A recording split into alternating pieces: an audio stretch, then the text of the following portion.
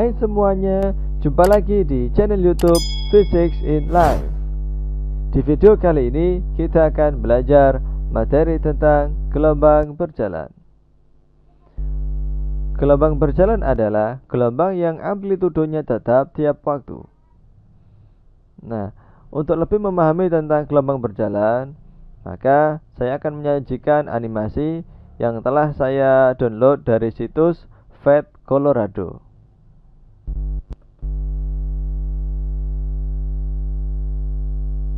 Animasinya berikut ini.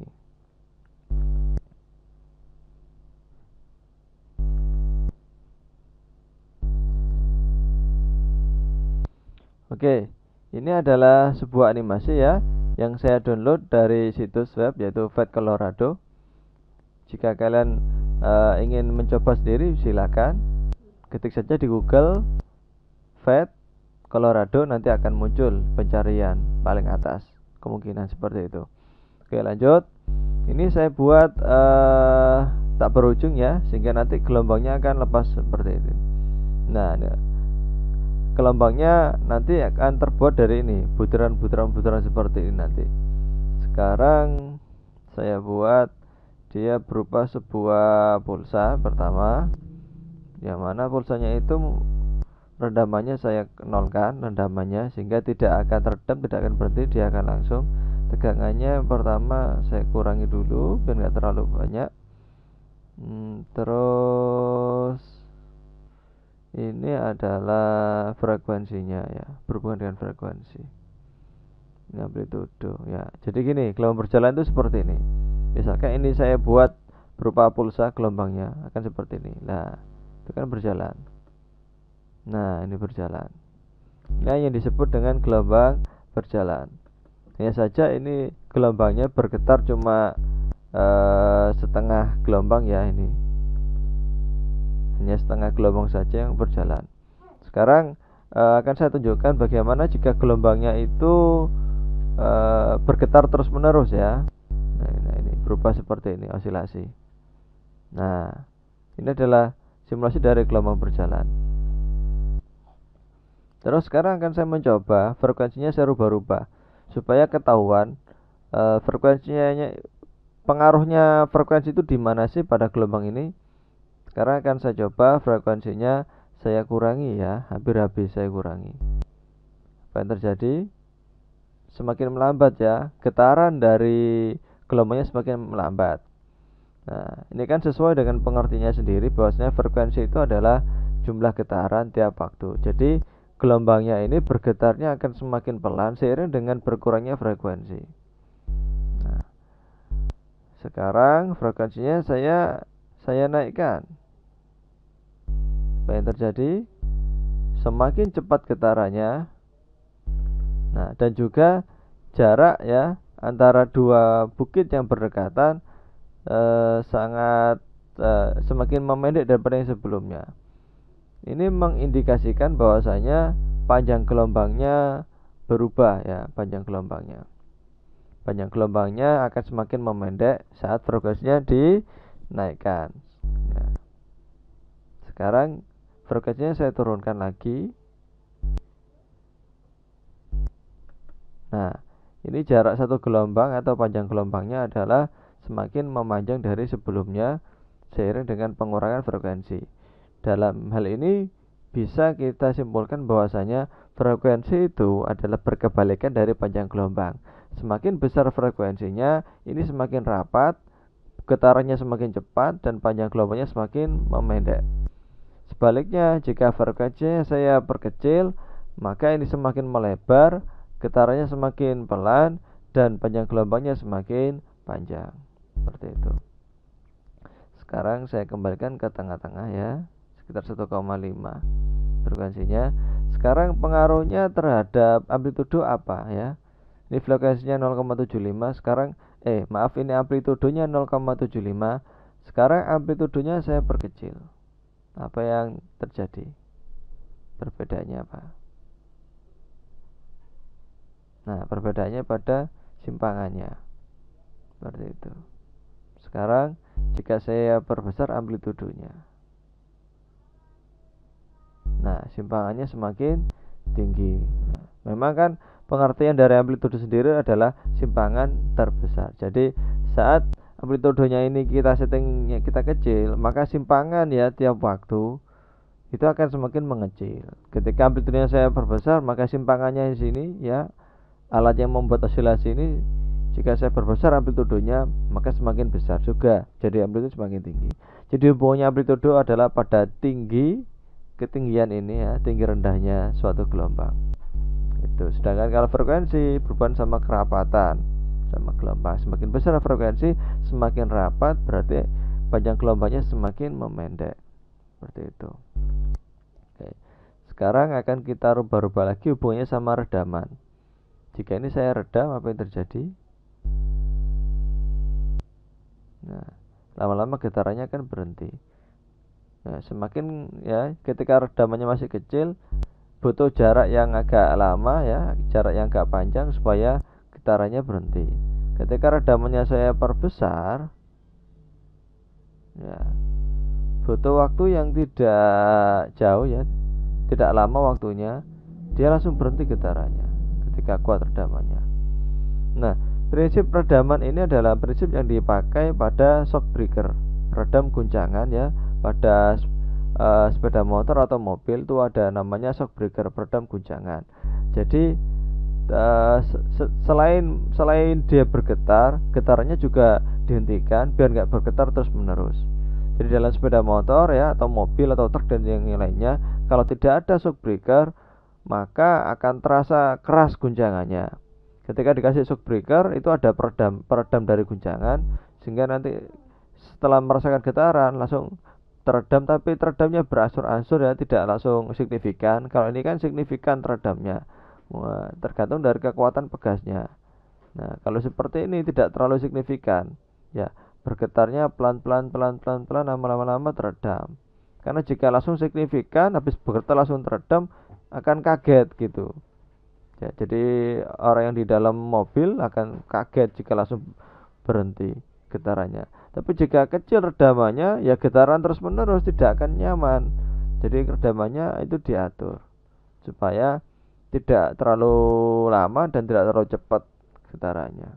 Semakin bagus shock breakernya, akan semakin tidak terasa jika ada guncangan ya. Jadi ketika melewati jalan yang berlubang atau jalan yang tidak rata, hampir tidak terasa getarannya, itu karena dari kekuatan shock breakernya yang bagus setelah saat di setting atau dilakukan suatu percobaan oleh para ilmuwan yang membuat shock breaker tersebut. Oke, lanjut. Sekarang hubungannya sama tegangan bagaimana? Ketika tegangannya ini saya kembalikan ya, redamannya 0, tegangannya saya perbesar. Nah, saya perkecil dulu tegangannya. Gerak lambat. Nah, seperti ini. Sekarang saya perbesar.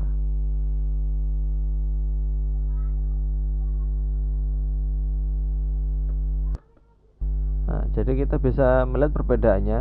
Ini adalah tegangan yang kita perkecil tadi, ini tegangan yang besar. Jadi hubungannya tegangan adalah kerapatan masing-masing partikel.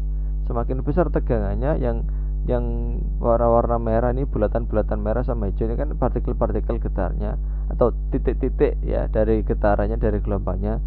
Semakin besar tegangannya, titik-titiknya semakin rapat. Jika semakin kita kecilkan tegangannya, titik-titiknya akan semakin jauh. Jika kita perkecil, akan semakin jauh, ya kan, kelihatan semakin jauh. Seperti itu. Juga semakin melambat, semakin tegang, semakin cepat dia bergetar. Sama seperti tali. Kalau kalian punya tali, semakin talinya itu semakin tegang, semakin mudah kita untuk membuat gelombang. Jika talinya tidak tegang, kita akan susah membuat gelombang. Ya, contohnya tali tampar ya sama rafia.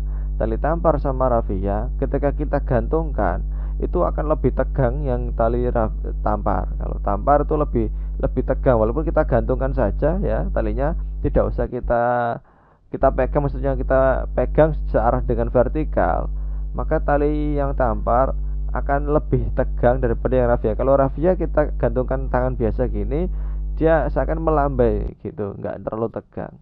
Sehingga kalau kita mau membuat gelombang seperti ini, talinya kita pakai tali rafia, akan susah terbentuk gelombang dibandingkan dengan yang tampar akan lebih mudah. Jadi hubungannya juga sama ketegangan. Semakin besar ketegangan, semakin gampang untuk membuat gelombang dari tali itu. Ya, ini saya kembalikan tegangannya. Nah, seperti ini. Oke, saya perbesar seperti ini ya.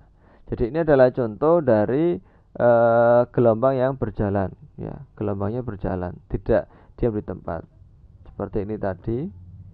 Ya, gelombangnya berjalan. Seperti itu. Ini sekarang yang waktu normal. Nah, gelombangnya berjalan. Nah, nanti kita akan di video ini kita akan belajar tentang karakteristik dan yang lainnya yang berhubungan dengan gelombang berjalan. Oke, ini saya close ya ini. Oke, sudah. Nah, sekarang seperti ini gambarnya. Jika digambarkan, kebanyakan orang akan menggambar seperti ini ya. Garis yang hijau ini adalah gelombang yang awal, sedangkan yang titik-titik ini yang putus-putus ini adalah gambar gelombang yang sudah berjalan atau bayangan dari gelombang yang telah berjalan. Jadi ini mengindikasikan bahwasanya gelombangnya ini berjalan. Jika digambar cuma satu saja, berarti kan gelombangnya tidak terlihat berjalan. Makanya dikasih bayangan terus digeser seakan-akan gelombangnya ini bergeser dengan kecepatan v, cepat lambatnya. Oke. Kalau sudah kita mau memahami gambar ini, kita lanjutkan.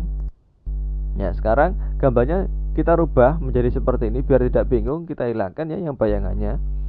Nah, sekarang kita akan mencoba untuk menemukan ya persamaan dari simpangan gelombang berjalan. Jadi gelombang yang berjalan ini memiliki persamaan simpangan. Contoh misalkan ya di titik P, simpangannya di titik P ini pada waktu tertentu ya itu berapa sih gitu simpangannya. Kita tidak membahas amplitudo loh ya, karena kalau amplitudo itu tetap seperti tadi pengertiannya, bahwasanya amplitudo dari gelombang berjalan adalah tetap. Jadi yang kita bahas bukan amplitudo melainkan simpangan. Sekarang kita mencari persamaan simpangannya ya, seperti ini. Oke, kita lanjutkan ya. Dari sini, dari simpangan ini dapat kita temukan bahwasanya waktu ya, waktu yang dihitung di titik P ketika gelombangnya itu telah melalui titik P, itu nilai yang terhitung sama dengan waktu yang dihitung mulai dari titik 0 dikurangi waktu yang dibutuhkan oleh gelombang tersebut berjalan dari titik E menuju titik P. Sekali lagi ya, waktu yang dihitung atau waktu yang terhitung di titik P saat gelombangnya sudah melalui titik P itu nilainya sama dengan waktu total yang dihitung saat gelombangnya mulai berjalan dari titik O ya dikurangi dengan waktu yang dibutuhkan gelombang untuk berjalan dari O ke P. Seperti itu. Disimpulkan seperti ini yang dirumuskan persamaannya TP sama dengan T0 min TE. TP sama dengan TO min TOP. Nah, jika kalian masih bingung dengan persamaan ini, oke, saya jelaskan pelan-pelan sekarang. Seperti ini. Misal ini awal mula gelombangnya masih belum bergetar dan masih belum ada rambatan. Masih waktunya 0. Jadi di titik O dihitung masih 0 detik, titik P juga masih 0 detik. 0 detik ini berarti mengindikasikan belum ada gelombang yang melewati titik tersebut. Jika sudah ada gelombang yang melewati titik tersebut, baru dimulai ya perhitungan waktunya. Nah, sekarang misalkan gelombangnya terbentuk seperempat gelombang melewati titik O. Nah, misalkan dibutuhkan waktu 1 detik seperti ini. Maka untuk seperempat gelombang berikutnya atau sudah terbentuk setengah gelombang, titik O yang dihitung atau waktu yang terhitung di titik O adalah 2 detik. Lanjut sekarang, saat sudah terbentuk 3/4 gelombang yang melewati titik O, berarti waktunya adalah 3 detik. Sekarang lanjut lagi, nambah seperempat gelombang berarti sudah 1 gelombang ya yang merambat melalui titik O, maka waktu yang terhitung di titik O adalah 4 detik bagi gelombang tadi untuk merambat atau bergetar. Nah, sekarang saat gelombangnya sudah sampai di titik P ya, dari awal kali bergetar sekarang sudah sampai di titik P, misalkan membutuhkan waktu 5 detik, berarti perhitungannya kan 5 detik di titik O sama saja dengan start ya, dimulai dari 0, perhitungan waktu untuk di titik P ya.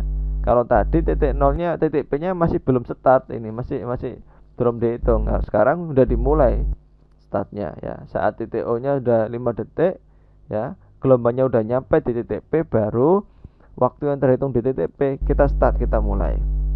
Sehingga ketika yang gelombangnya ini bergerak 1 detik lagi, membentuk 1,5 gelombang ya, titik P sudah terhitung 1 detik gelombangnya melewati titik P, dan di titik O waktunya yang terhitung adalah 6 detik. Selisih dari titik O ke titik P adalah waktu yang dibutuhkan bagi gelombang itu untuk merambat dari titik O ke titik P, sebesar 5 detik ya, seperti itu. Jadi akhirnya dapat kita rumuskan, waktu yang terhitung di titik O adalah atau sama dengan waktu yang dibutuhkan oleh gelombang itu untuk bergerak dari titik O menuju titik P, disimbolkan dengan TOP. Jika ada lebihnya, maka waktu tadi digunakan oleh gelombang itu untuk merambat atau melalui titik P ya. Jadi waktu yang dihitung di titik O sama dengan waktu untuk perjalanan OP ditambah waktu yang terhitung di titik P. Ditulis TO sama dengan TOP plus TP. Oke. Nah, dari sini ketika kita pengen tahu berapa sih waktu yang terhitung di titik P, maka kita balik saja. TP sama dengan TO min TOP.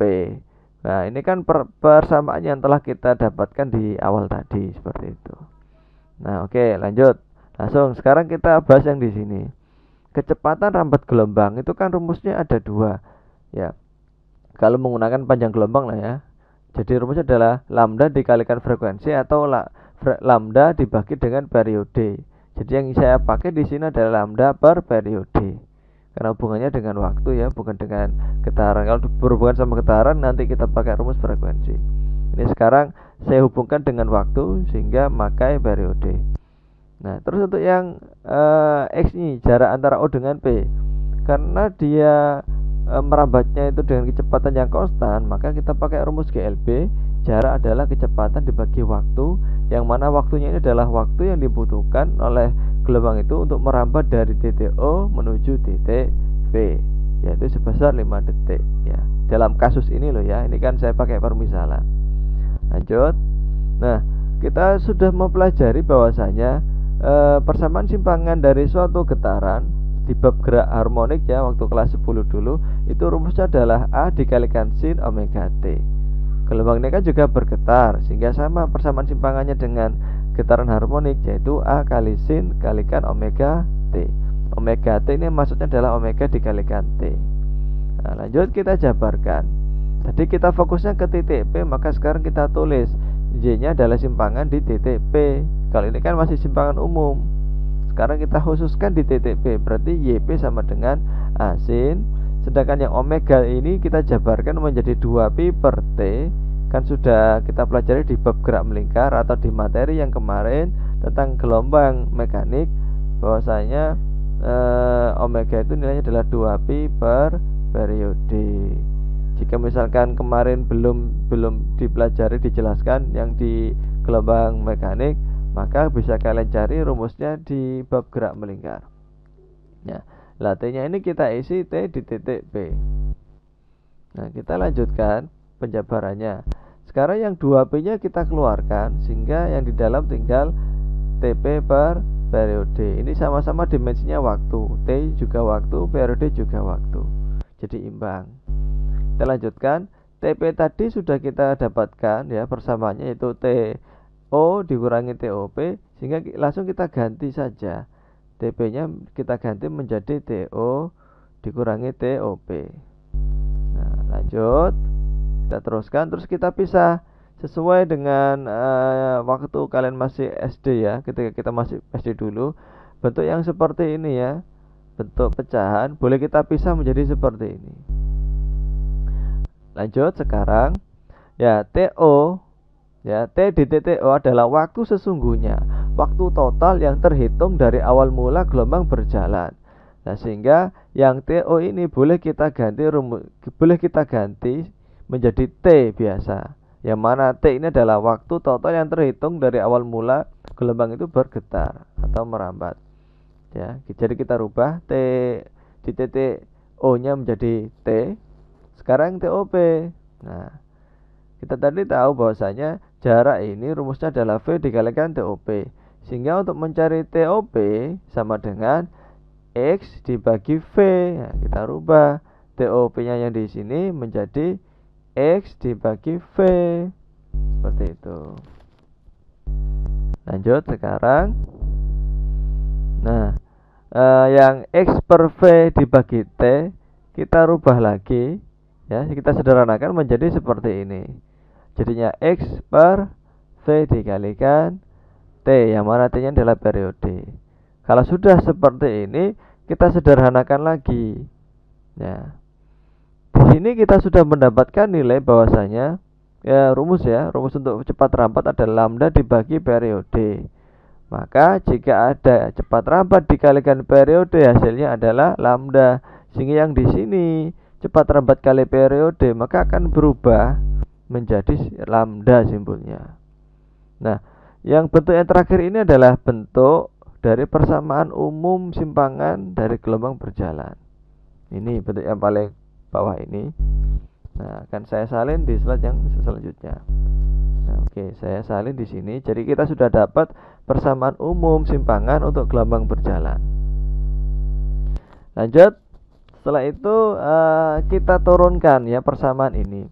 Ini kan artinya waktu dibagi periode atau T kecil dikalikan seper periode. Nah, kita tahu di bab yang kemarin di bab gelombang mekanik di video yang sebelumnya, 1 per periode itu sama dengan frekuensi. Sehingga rumus ini bisa kita turunkan menjadi ya A kali sin 2pi dalam kurung yang semula seper periode menjadi frekuensi F kalikan T. Seperti itu. Nah, lanjut kita jabarkan lagi. Nah, ya ini yang 2P-nya kita masukkan ke persamaan yang di atas ya. Kita pakai persamaan yang di atas ya. 2P kita masukkan menjadi 2P kalikan T kecil ya, ini per periode. Nah, ini 2P kita masukkan ke sini jadikan 2P per lambda. X-nya kita taruh samping, kan perkalian boleh ditaruh samping. Ya. Jadi bentuk ini adalah bentuk yang di atas, bila mana 2P-nya kita masukkan ke dalam kurung, sehingga 2P dibagi periode kalikan waktu, ya, min dikurangi 2P dibagi lambda dikalikan X. Jadilah seperti ini. Tapi ini belum bentuk akhir, akan kita rubah lagi.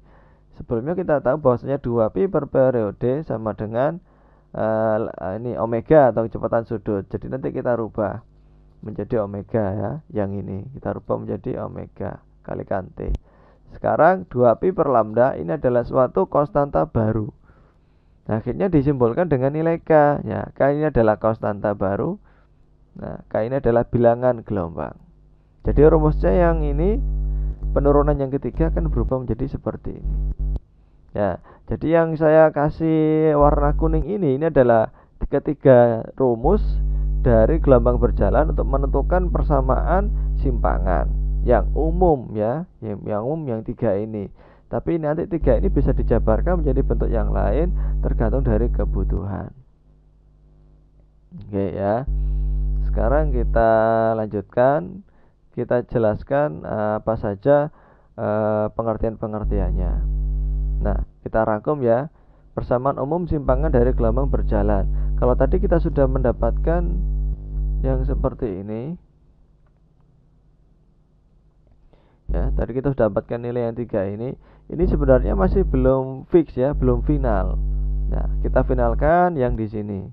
Kita buat final. Akhirnya muncul tanda plus minus, ini juga muncul tanda plus minus. Ya, plus minus ini artinya apa sih plus minus ini?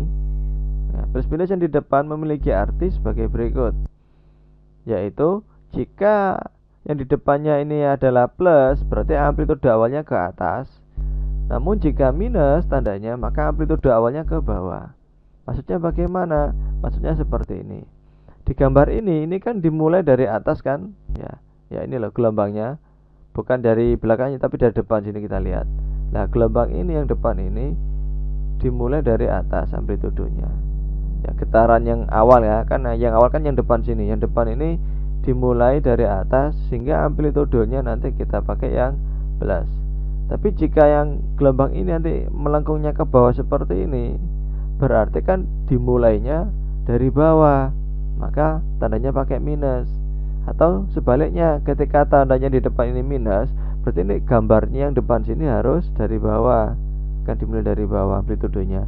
Kalau positif, berarti gambarnya itu ya ini harus dimulai dari atas. Itu seperti itu. Sekarang plus minus yang belakang ini apa fungsinya? Maksudnya seperti ini. Tadi kan kita menemukan rumus ini itu kan kita pakai asumsi merambahnya dari kiri ke kanan sehingga dapat nilai minus ya. Jadi minus itu nilainya maksudnya adalah gelombangnya merambah dari kiri ke kanan, sehingga jika plus kebalik berarti merambah dari kanan ke kiri, seperti itu. Ya, jadi jangan sampai lupa ini tanda plus minusnya diingat-ingat. Sekarang kita ke pengertiannya. Jadi A tadi di rumusnya ini adalah amplitudo, satunya meter. Omega adalah kecepatan sudut, satunya radian per second. K yang merupakan besaran yang baru atau konstanta yang baru itu adalah bilangan gelombang. Nilainya meter pangkat -1 atau seper meter. Sedangkan frekuensi sudah pernah kita bahas ya, periode juga sudah, T waktu juga sudah, sekarang tinggal X. X tadi di gambarnya ya. X di gambarnya ini merupakan jarak dari titik O ke titik P. Ya, titik P-nya terserah. Titik P adalah titik yang ditentukan atau yang ditanyakan di soal. Yang titik O adalah titik dari awal mula sumber getaran. Jadi X adalah jarak dari sumber getaran ke titik yang ditanyakan. Itu maksudnya dari X. Oke, sekian dulu ya pembahasan dari video kali ini. Untuk contoh soal dari gelombang berjalan akan saya sajikan di video yang selanjutnya ya, di video yang tersendiri. Jadi di video ini hanya penjelasan tentang materi, karakteristik dan pesan persamaan yang berkaitan dengan gelombang berjalan. Oke, sampai di sini dulu ya. Jangan lupa klik tombol like jika kalian suka, klik tombol subscribe juga supaya channel ini mendapat banyak dukungan biar tetap maju, biar saya semangat untuk berkarya. Jangan lupa isi komentar juga supaya channel ini lebih berkembang lagi. Dan jangan lupa juga untuk membagikan video ini dengan mengklik tombol share supaya video ini juga bermanfaat bagi yang lainnya. Sekian, saya akhiri. Terima kasih.